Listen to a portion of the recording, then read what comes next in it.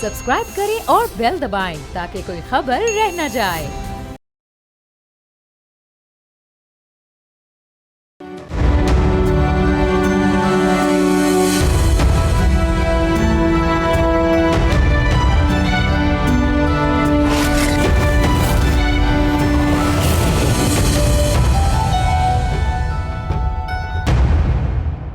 आप देख रहे हैं बोल आदिल अब्बासी के साथ का स्पेशल एपिसोड। मैं इस वक्त मौजूद हूँ बुनेर के इलाके बिश्नोई में, जहाँ पर क्लाउड बर्स्ट के बाद इनफैक्ट वो बुनेर का बड़ा एरिया है जिसमें क्लाउड बर्स्ट हुआ। एक बादल फटा, बादल फटने के बाद पानी की एक बहुत बड़ी क्वांटिटी नीचे आई और वो फ्लैश फ्लड में कन्वर्ट हुई। जब वो फ्लड में आई, सैलाब की सूरत में आई, तो उसने एक तबाही मचाई। जो तबाही थी उसके मनाजिर आज के प्रोग्राम में हम आपको दिखाएंगे।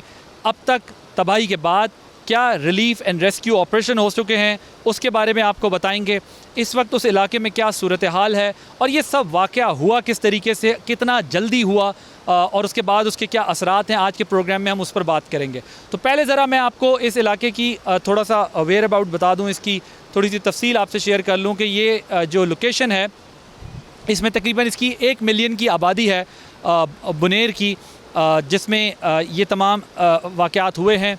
और जो डिफरेंट एरियाज़ हैं उनके बारे में भी मैं आपको बताऊंगा कि वो कौन कौन से एरियाज़ हैं जो इससे इफ़ेक्ट हुए हैं। बिश्नोई का इलाका है मेनली, जहाँ से ये समझे कि इसका मरकज़ बना और 10 से 12 फुट हाइट पर पानी ने ट्रैवल किया, 10 से 12 kilometre straight forward, then right and left 4-4, 5-5 kilometres गया ये पानी। और इसमें बोल्डर्स थे बड़े बड़े, इसके अंदर ट्रीज़ जो है वो उखड़ गए थे, दरख्त उखड़ गए थे साथ।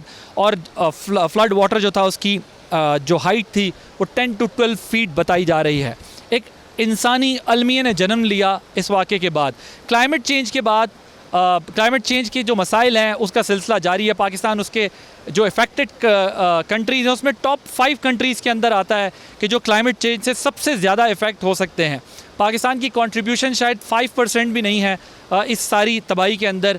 जिन ममालिक की कंट्रीब्यूशन है वो फ़ंड्स भी ले रहे हैं, वो रिसोर्सेज भी ले रहे हैं, लेकिन पाकिस्तान के साथ जो प्लेज किया गया पाकिस्तान को वो पैसा नहीं दिया गया। तो आज हम आपको बता रहे हैं पीर बाबा का इलाका है स्वात का, जहाँ पर बिश्नोई उसका इलाका है जहाँ से ये तमाम वाक़या शुरू हुआ।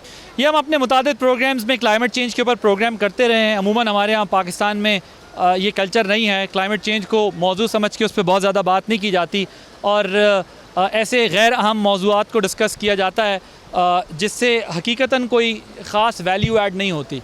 क्लाइमेट चेंज के असरात क्या होंगे ये हम पिछले कई महीनों से अपने प्रोग्राम्स के ज़रिए बता रहे हैं कि लोगों को अवेयरनेस देने की ज़रूरत है जब इस किस्म के वाक़यात हों। ज़ाहिर है ये कुदरती आफत ही है और इस के नतीजे में जो कुछ होता है उसके लिए सबके लिए निमटना आसान नहीं है, लेकिन अगर अवेयरनेस हो तो उस मुश्किल में थोड़ी कमी ज़रूर आ सकती है। आप वो इक़दामात कर सकते हैं कि जिसके ज़रिए आप अपने आप को और अपने अतराफ़ के लोगों को किसी हद तक महफूज कर सकें। सो मैं ज़रा आपके सामने ये इस एरिया का एक चार्ट रखता हूँ। ये जो इसकी टोटल पॉपुलेशन है मैंने जिस तरह बताया कि 1 मिलियन की है इस डिस्ट्रिक्ट की और सब डिविजन्स की मिला के। सो इसमें जो एरियाज़ हैं वो चागरजई का एरिया है, गदेज़ी का एरिया है, खुदा खेल का एरिया है, दगर का एरिया है, गागरा का एरिया है और मंदर का एरिया है और बिश्नोई है जो मैं आपको बता रहा हूँ। तो इन एरियाज़ के अंदर डिफरेंट एरियाज़ के अंदर डिफरेंट तरीके से इस क्लाउड बर्स्ट ने जो है वो हिट किया है। अगर हम ज़रा डेथ टोल पे आ जाएं तो अब तक जो इत्तलात हैं मौतात अंदाज़े के मुताबिक तकरीबन 218 के करीब अफराद का फ़िगर दिया जा रहा है, लेकिन ज़ाहिर है कि अभी भी रेस्क्यू रिलीफ ऑपरेशन जारी है।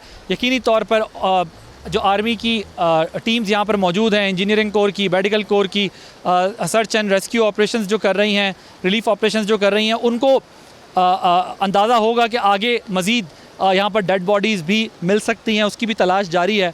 तो एक तो ये देखा जा रहा है कि इस वक्त अभी क्या नुकसानात मज़ीद जो है वो हुए हों। अगर आप तहसील के एतबार से देखें तो मैं आपको ज़रा इसकी सूरत हाल बताऊँ कि ये क्या रहा है फ़िगर। आर्मी की इंजीनियरिंग टीम्स हैं यहाँ पर वो कोशिश कर रही हैं कि रोड इंफ्रास्ट्रक्चर को रिस्टोर किया जाए ताकि कनेक्टिविटी बने, रिलीफ ऑपरेशन में कोई प्रॉब्लम ना हो और लोग आकर यहाँ पर ईज़िली अपने एक्सेस भी ले सकें, और जो हेल्प करना चाहती हैं ऑर्गेनाइजेशंस वो भी आ रही हैं, सिविल एडमिनिस्ट्रेशन भी अपना काम कर रही है। तो ये कुछ सूरत हाल है इस इलाके की जो हमने आपके सामने रखी है। अब जाएंगे आगे, आपको ये इलाका दिखाएंगे कि कहाँ कैसे तबाही हुई है, क्या नुकसानात हुए हैं, लोगों का क्या कहना है, और अब तक जो है वो सिविल एडमिनिस्ट्रेशन ने यहाँ पर और आर्मी की जो टीम्स हैं उन्होंने क्या काम किया, उसकी ज़रा आपको तफसीलात बताएंगे। चीफ ऑफ आर्मी स्टाफ की इंस्ट्रक्शंस पे बुनेर और शांगला के फ्लड अफेक्टेड एरियाज़ के लिए डिवीजन को टास्क किया गया कि वो फ़ौरन जो है वो सड़कें और राब्ते बहाल करें। इसके लिए डिवीजन्स की बहुत सी टीम्स जो हैं वो बुनेर और शांगला में आके डिप्लॉय हुई। बुनेर में जैसा कि आप देख रहे हैं ये पीर बाबा बाईपास है। पीर बाबा बाईपास को फ्लड से काफ़ी जगह पे डैमेज हो गया था, इसको इमीडिएटली थ्रू किया गया ताकि पीर बाबा बाज़ार के अंदर जो ट्रैफिक का फ़्लो है उसको रिड्यूस किया जा सके।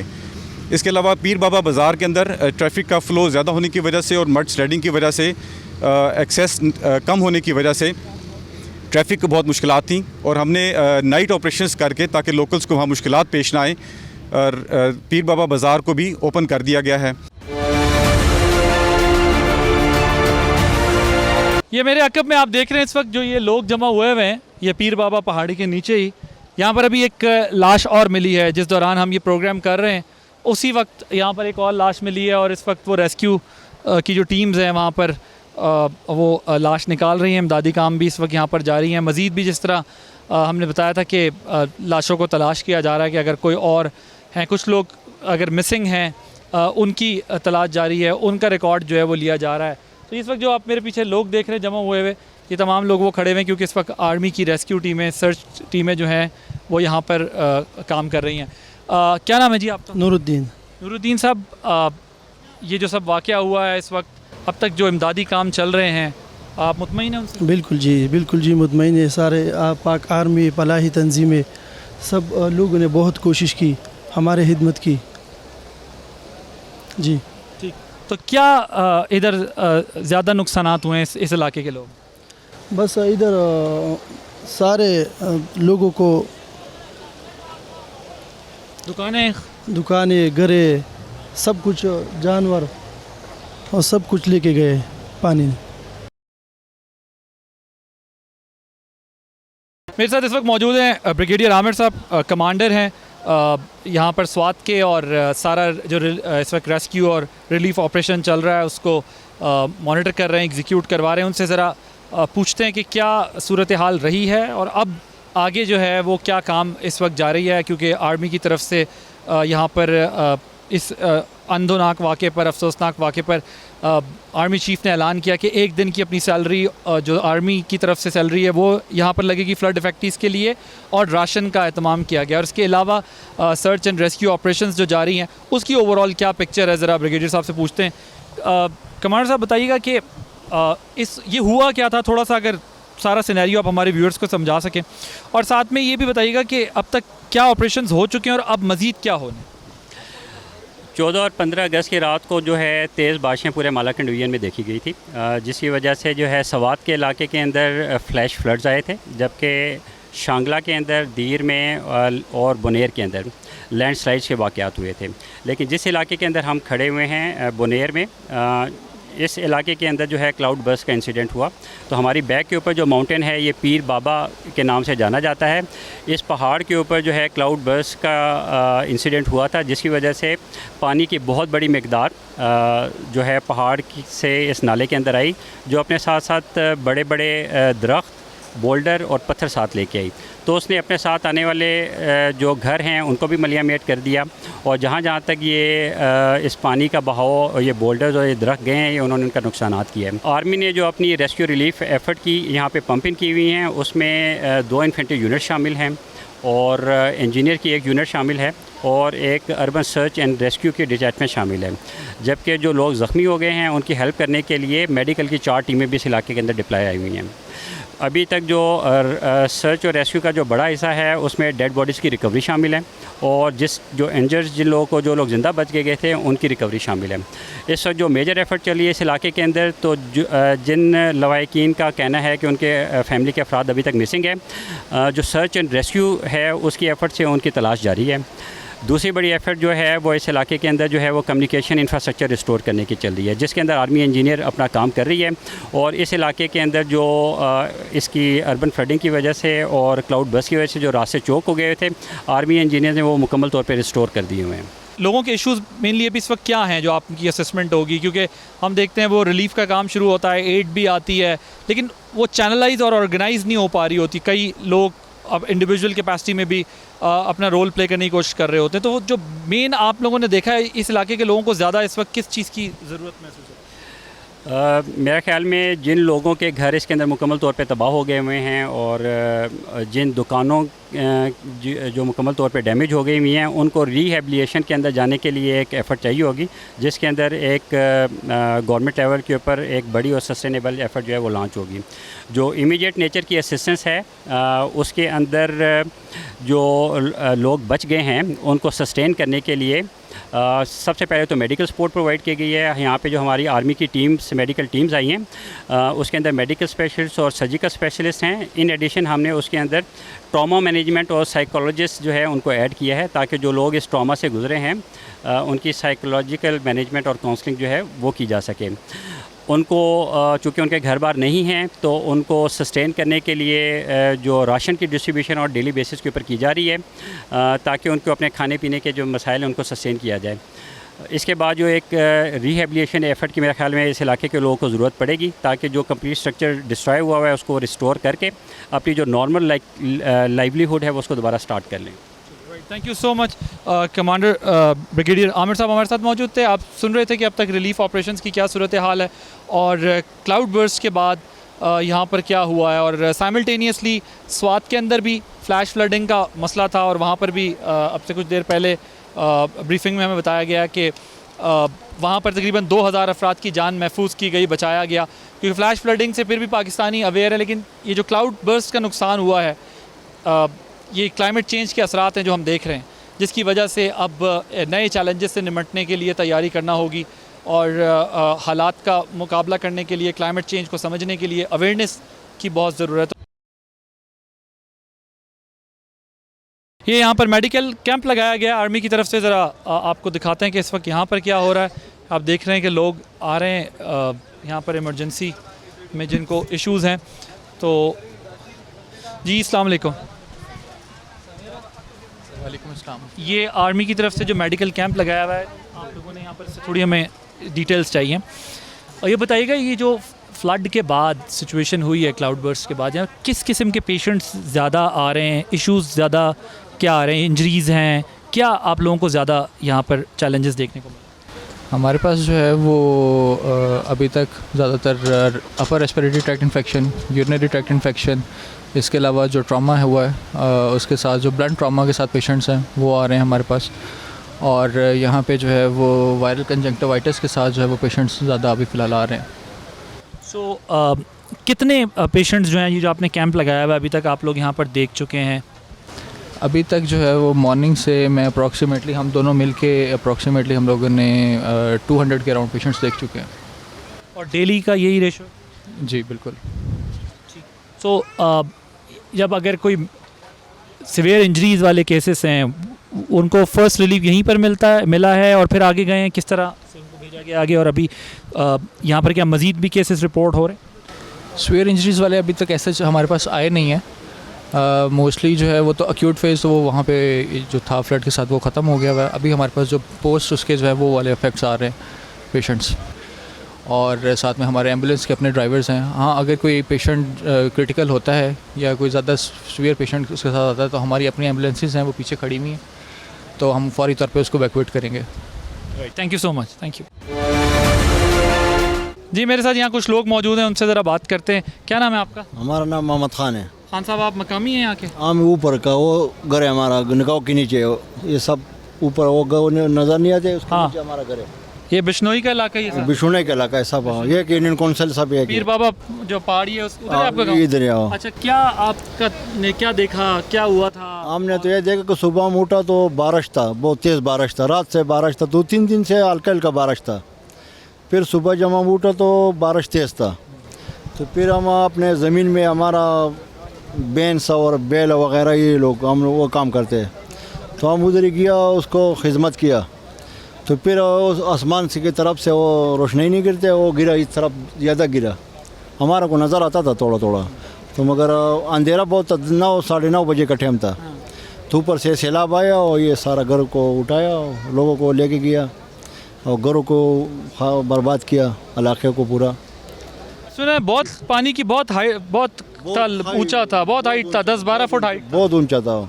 हमारा गांव वाला से फिर निकल गया तो हम सब परेशान हो गया, हम बोला कि नीचे वाला गांव तो लेके गया, सब हम परेशान थे। जुमे का दिन था, तो फिर हम सब इधर ही आया मदद करने के लिए। तो फिर इधर उधर नीचे इधर ये लोग मिला, तकरीबन 40-50 तक मिला, तो उसको दफन किया और बाद में आप लोग आया, ये फौज वाला आया, ये दूसरा तो लोग। अभी ये जो फौज का रिलीफ ऑपरेशन इधर चल रहा है, ये कैसा जा रहा है? सही जा रहे हैं, बिल्कुल सही जा रहे हैं। वो क्या- मदद करते हैं, पूरा मदद करते हैं, इधर घूमते हैं उधर घूमते हैं, काम करते हैं, सब करते हैं।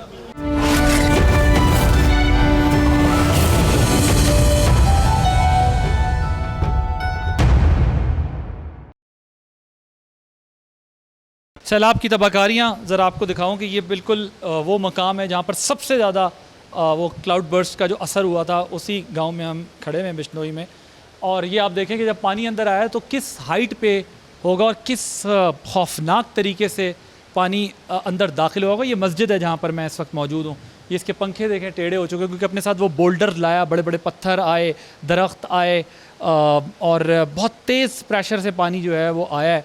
तो ये देखें ज़रा, मैं आपको दिखाता हूँ, ये मस्जिद के सारे पंखे टूट चुके हैं, टेढ़े हो चुके हैं। तबाही के सारे मनाजिर हैं कि कैसे यहाँ पर जो है वो नुकसानात हुए हैं। ये अगर आप देखें सारा एरिया, ये गालिबन वज़ू खाना है, वो दिखाएं अगर, तो ये वज़ू खाना है, वॉशरूम्स बने हुए हैं जहाँ पर तबाही हुई है। ये पानी सारा आप देख रहे हैं मस्जिद के अंदर, और ये पूरा एरिया मस्जिद का है। साथ ही एक चीज़ और भी ज़ाहिर देखने को मिली है, ये तो ज़ाहिर है वो कहते हैं कि एक छोटी सी आबशार टाइप का या जो एक पानी का छोटा सा चैनल होता है वो ये बना हुआ था, लेकिन यहाँ साथ ही लोगों ने अपने घर भी बनाए हुए होते हैं। अगर मैं आपको मेरे कैमरामैन दिखा सके, देखिए ये भी बिल्कुल जहाँ पर ये क्लाउड बर्स्ट हुआ इसके साथ ही ये घर बना हुआ है पूरा। ये महफूज रहा है कुदरती तौर पर, अल्लाह का शुक्र है कि ये महफूज रहा। कुछ घर आप ये देखें, अगर लेफ़्ट पर दिखाएं ज़रा कैमरामैन बाहर आके, तो ये देखें ये घर पूरा नीचे से तबाह हुआ है, पानी के इस पे असरात है। सो जो हम बार बार एक बात करते हैं कि क्लाइमेट चेंज को समझने की ज़रूरत है। जिस तरह रिवर के ऊपर लोगों ने होटल्स बनाए हुए होते हैं, अपने घर बनाए हुए होते हैं, रिजॉर्ट्स बनाए हुए होते हैं, फार्म हाउसेस बनाए हुए होते हैं, तो जो रिवर बैंक है उसके ऊपर आपको एहतियात करनी पड़ती है। उसके कुछ सेट पैटर्न्स हैं, स्टैंडर्ड्स हैं कंस्ट्रक्शन के, क्लाइमेट गाइडेंस है कि आपको किस तरीके से उस पर कंस्ट्रक्शन करनी है। सो अब ये भी ज़रा लोगों को समझना पड़ेगा कि जो खैर ये तो एक क्लाउड बर्स्ट का मामला है, इसका कंपैरिजन उसके साथ तो नहीं हो सकता कि एक रिवर पे कोई चीज़ ऐसी हो। ये तो एक छोटी सी जगह है पानी की जहाँ गुजरगाह थी, लेकिन बहरहाल हमें रिवर्स के ऊपर अवॉइड करना चाहिए। इस किस्म की कंस्ट्रक्शंस को अब रोकना चाहिए पूरे मुल्क में जहाँ जहाँ पर ये फ्लड से एरियाज़ अफेक्ट करते हैं। तो ये कुछ माहौल है जो हम आपको इस वक्त दिखा रहे हैं बिश्नोई का।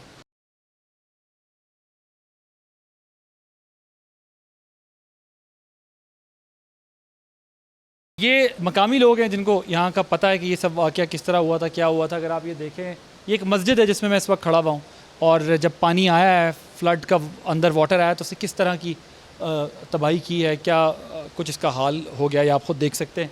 ये बताइएगा कि ये जब फ्लड आया है तो क्या सूरत हाल बनी थी, और ये पूरी मस्जिद जो हम देख रहे हैं ये सारी उस पानी से ही जो है वो 10 बजे का टाइम था, सैलाब आया, ये गांव को घेरे में ले लिया। तो इसके जो गांव के लोग बता रहे हैं कि 80 से ज़्यादा 80 करीब लाशें मिली है, कुछ लोग लापता भी हैं। इधर मस्जिद में लोग मौजूद थे जिस वक्त ये मस्जिद ये 10 बजे थे तो मस्जिद में कोई लोग मौजूद नहीं थे। ये सब जो हम देख रहे हैं मस्जिद के अंदर, ये जो जितना इंफ्रास्ट्रक्चर तबाह हुआ, ये सारा ये पानी की वजह से ही सब ये पानी जो है ना सडनली आया है, ये पहाड़ से सडनली पानी आया।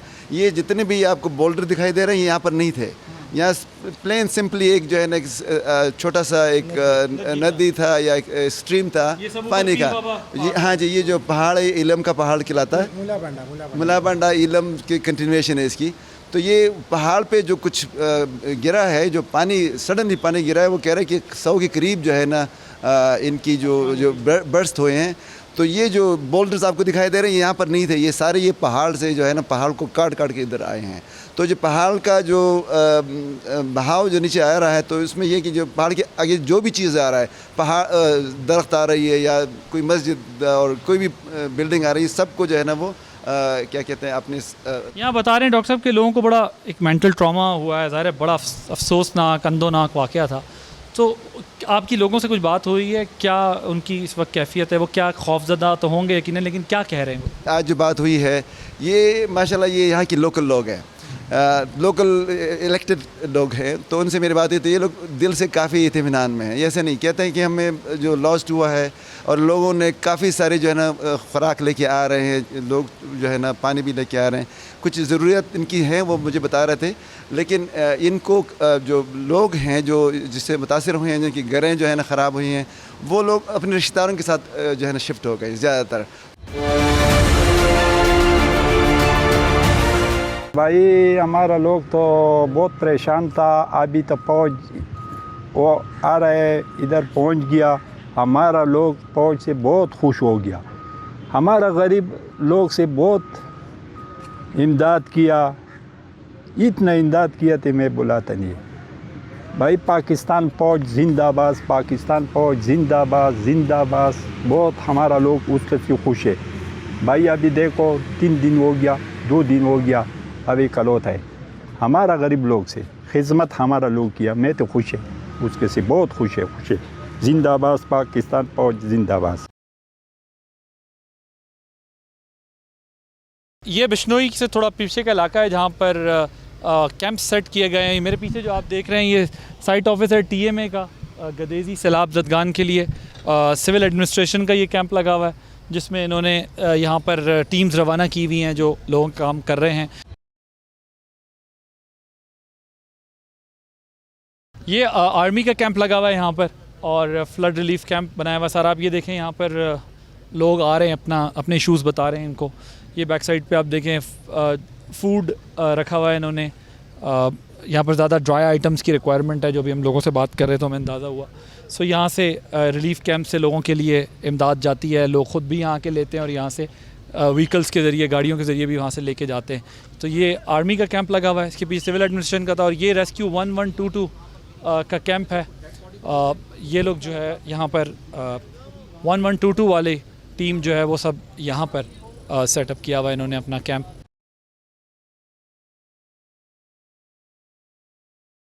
जी मेरे साथ इस वक्त ब्रिगेडियर बाबर साहब मौजूद हैं, जो इंजीनियरिंग कोर काम कर रही है इस वक्त यहाँ पर रिलीफ का। उससे मुतालिक उनसे ज़रा बात करेंगे। ये एरिया बिश्नोई का इलाका है, यहाँ पर बताया जाता है कि स्टार्ट हुआ, ये मेन सेंटर था। सो इस वक्त यहाँ पर क्या अभी भी ऑपरेशंस जो जारी हैं, क्यों जारी हैं? क्या यहाँ पर मज़ीद कोई डेड बॉडीज़ तलाश की जा रही हैं या इसको क्लियर किया जा रहा है? क्या सिचुएशन है? बिश्नोई के इलाके में जो हमारे पीछे पहाड़ है, जब इसमें फ्लैश फ्लडिंग हुई तो ये बहुत बड़े बोल्डर्स जो थे ये इस नाले के साथ इस गांव पे आए। तो अभी हम जो गांव में कुछ घर आइडेंटिफाइड हैं जिनके ऊपर ये बोल्डर्स गिरे हैं और जिनमें एक्सपेक्टेड है कि शायद कुछ लोग नीचे दफन हो सकते हैं, हम उसके ऊपर सर्च एंड रेस्क्यू का काम कर रहे हैं। हैवी मशीनरी हमने हायर करके की है क्योंकि बड़े बोल्डर्स हैं, उनको डिस्पोज ऑफ करने के लिए। तो बेसिकली सर्च की एफ़र्ट चल रही है यहाँ पे कि अगर कोई मिसिंग पर्सनस या डेड बॉडीज़ हैं यहाँ से तो उनको ढूंढा जा सके। इस इलाके के अलावा बटाई के इलाके में, कादर नगर के इलाके में भी urban search and rescue team काम कर रही है। वहाँ पे भी मड स्लाइडिंग की वजह से कुछ घर डैमेज होने की इत्तलात थी और टीम वहाँ भी काम कर रही है। और कुछ urban search and rescue team के ट्रुप्स हमने गोकर्ण भी भिजवाए हुए हैं कल, चूँकि वहाँ भी हमारे पास कंप्लेंट थी 1 से 2 घर की तबाह होने की, तो वहाँ पे भी ये एफर्ट इस वक्त जारी है। क्या एक्सपेक्ट किया जा रहा है कि कब तक जो है वो ये इस एरिया का जो ऑपरेशन है वो कंप्लीट हो जाएगा? जो तो ये घर जहाँ पे आइडेंटिफाइड घर हैं, ये तो हमारी एफ़र्ट है कि एज़ सुन एज़ पॉसिबल इसको कंप्लीट किया जाए, स्कोप ऑफ वर्क आप देख रहे हैं, स्वैथ ऑफ वर्क देख रहे हैं, बहुत बड़े बड़े बुलडोज़र्स हैं यहाँ पे। तो इनको जाना हम कोशिश करेंगे कि प्लांट मशीनरी के यूज़ के साथ मैक्सिमम पॉसिबल टाइम में, अर्ली पॉसिबल टाइम में कर सकें हम इसको। इस वक्त इनिशियली हर्डल क्या थी जब यहाँ पर ऑपरेशन शुरू किया गया? जब इनिशियली हम आए तो ट्रैक की एक्सेस नहीं थी, वो हमने ट्रैक ओपन किया यहाँ पर प्लांट मशीनरी लाने के लिए, और जो दिखा चुके हैं जी नीचे ट्रैक क्लियर करके वहीं से प्लांट मशीनरी ला के आए। फिर यहाँ पे जो है आइडेंटिफिकेशन के कितने बंदे बरीड हैं, कोई आइडेंटिफिकेशन नहीं है। There may be people here, there may not be people here. तो मोस्टली जो डेड बॉडीज़ मिल रही हैं वो फ्लैश फ्लड की वजह से इन दी नलाज मिल रही हैं। तो we are doing our effort, but यहाँ पे किसी भी लोकल बंदे को या किसी बंदे को भी कंफर्म नहीं है कि इसके रबल के नीचे क्या कोई बॉडी है या नहीं है।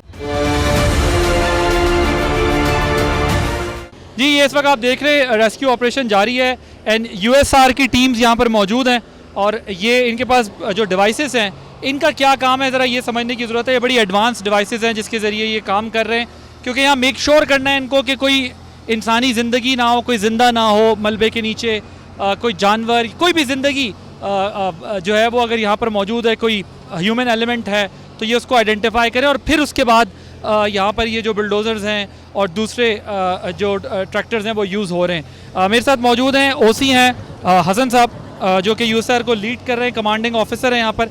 इनसे ज़रा पूछते हैं, ये मुझे बताइएगा ये जो मशीन है इसका क्या काम है? सो बेसिकली इसको हम लोग लाइव लोकेटर कहते हैं, और it is a ground penetration radar. इसकी डेप्थ होती है रबल के अंदर या कहीं भी स्पेसेस जिसके अंदर कोई बंदा स्पेशली लाइव विक्टिम अगर हो, तो इसके ऊपर हम ये प्लेस करते हैं। साथ इसका डिस्प्ले है, उसमें आपको आइडेंटिफाई हो जाता है इफ़ समबडी इज़ लिविंग। सो इसमें जो प्रिंसिपल है सो ये आइडेंटिफाई करते हैं मिनिमल जो आपकी मूवमेंट्स हैं, एग्जांपल हार्ट बीट या वेस्कुलर मूवमेंट्स होगी। सो इसकी 12 मीटर डेप्थ है और 4 मीटर्स उसके अलावा इस रेडियस भी इसका है। तो ये इसमें जब क्लियर कर देता है, पूरी मैपिंग कर देता है, उसके बाद फिर ये डोजर्स वगैरह और सब चीज़ें चलना शुरू? जी बिल्कुल। उसके अलावा हमारे पास कटर्स और ग्राइंडिंग ब्रीचिंग टूल्स भी हैं, जो कि अगर अर्थक्वेक की फॉर एग्जांपल अगर आप उसकी एग्जांपल लें तो उसमें फिर हम कट करके उसके अंदर फिर विक्टिम को एक्सट्रिकेट कर सकते हैं। और यहाँ डॉग्स भी हैं, ये स्निफिंग करते हुए अभी मैं देख रहा था। ये डॉग्स क्या रोल प्ले कर रहे हैं? ये K9 एलिमेंट है हमारे साथ। ये हमारे पास 2 डॉग्स हैं, और इनकी स्पेशलिटी ये है कि live and dead victims both basically human scent को आइडेंटिफाई करता है। जहाँ भी जाएगा वहाँ पे बार्क करना शुरू हो जाएगा। It is trained as such कि आप बार्क या फिर उधर जाके बैठ जाएगा। और ये मशीन क्या काम करती है? ये हमारे पास सर्च कैमरा है। इसकी अराउंड 12 फीट लेंथ हो जाती है। ये भी अगर आप कोई कन्फाइंड स्पेसेस हैं उसके अंदर भी make a hole by drill, और फिर ये अंदर जा सकते हैं। सो इसकी 270 डिग्रीज लेफ़्ट और राइट इसकी है, और प्लस इट कैमरा बिल्कुल, और it has a night vision capability as well. तो अंधेरे वाली जगह भी होती है तो उसमें भी नज़र आ जाते हैं। इसकी एक और अच्छी बात ये भी है कि आप विक्टिम के साथ since it has a mic तो उससे आप बातचीत भी कर सकते हैं। और ये एक जो टीम है रेस्क्यू की, ये कब से इसकी इंडक्शन हुई है पाकिस्तान आर्मी में, और कब से ये इस एडवांस टेक्नोलॉजी से जो है ये बेनिफिट लिया जा रहा है इस किस्म की क्लामिटी में, इस किस्म के डिज़ास्टर?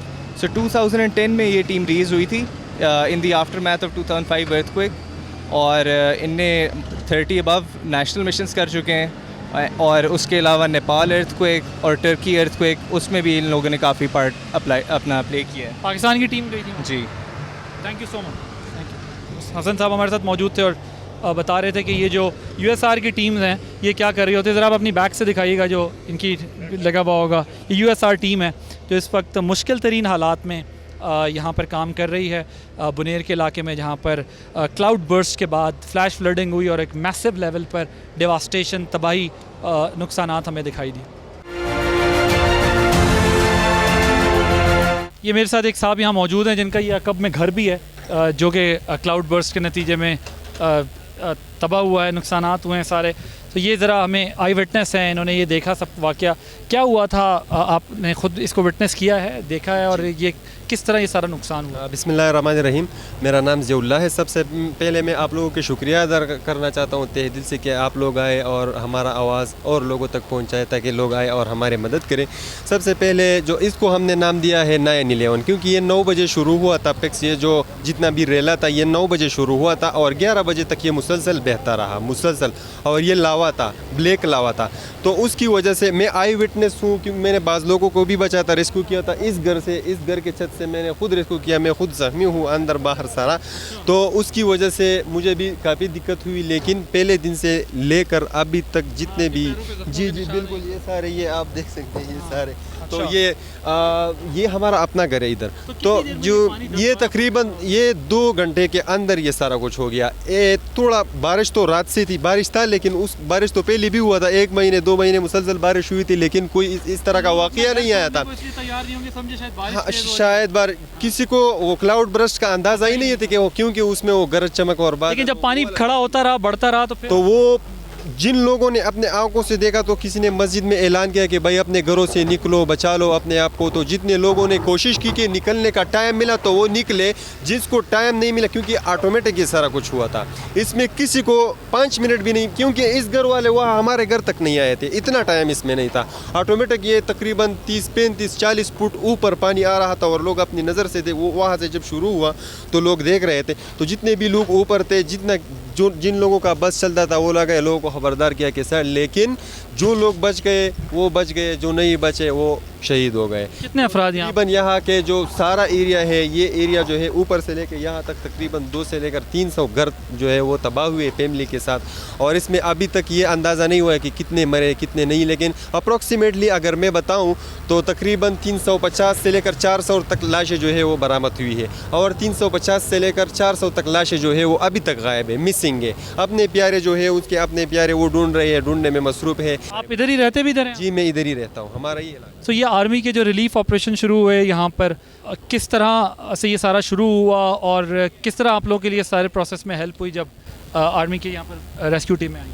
जी सबसे पहले दिन से अगर मैं बता दूं तो पहले दिन से लेकर आज तक जैसे आर्मी आई है, उन लोगों ने अपनी कैंपेन नीचे वो लगाई है। मेडिकल टीम अलग है, रेस्क्यू टीम अलग है, सब मुख्तलिफ ऑफिसर्स आ रहे हैं, उन लोगों का जो है उसका जांच पड़ताल कर रहे हैं कि लोग काम कर रहे हैं कि नहीं। मैं आज का अगर आप लोगों को वाक़या बता दूँ, आज दोबारा वो वाक़या बना था, सुबह सेम सिनारियो बना था 8 बजे, और हम लोग भाग गए थे। यहाँ जितने भी अवाम थे वो, हाँ क्लाउड बारिश शुरू हुई थी सुबह, फिर सेम सिनारियो था, 8:30 बजे थे।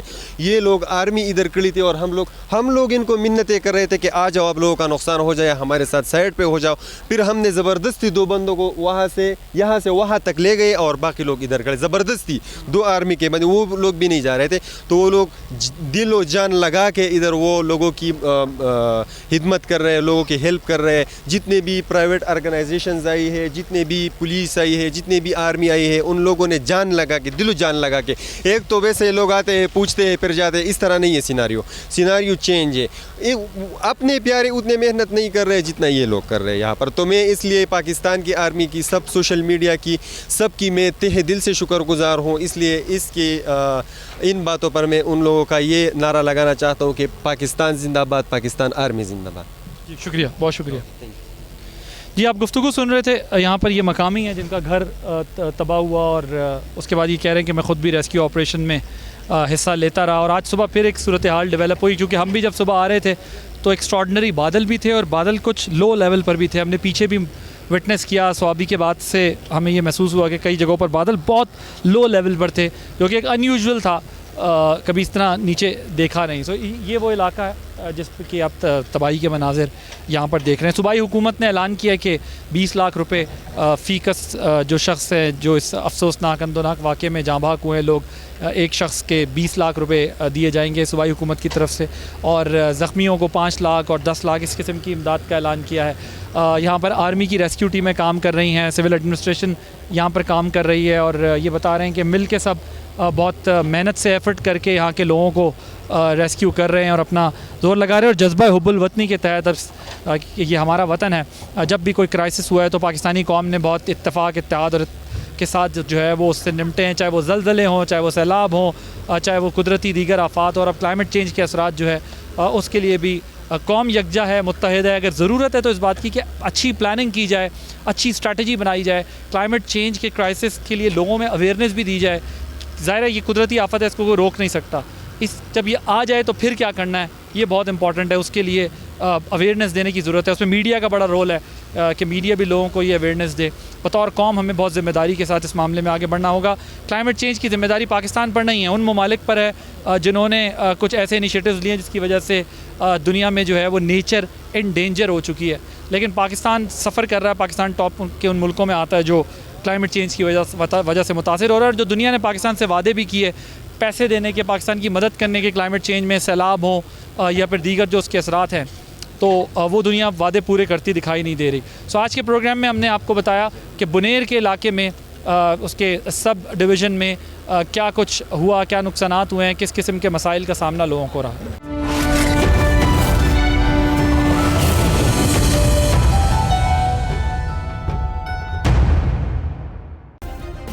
सब्सक्राइब करें और बेल दबाएं ताकि कोई खबर रह न जाए।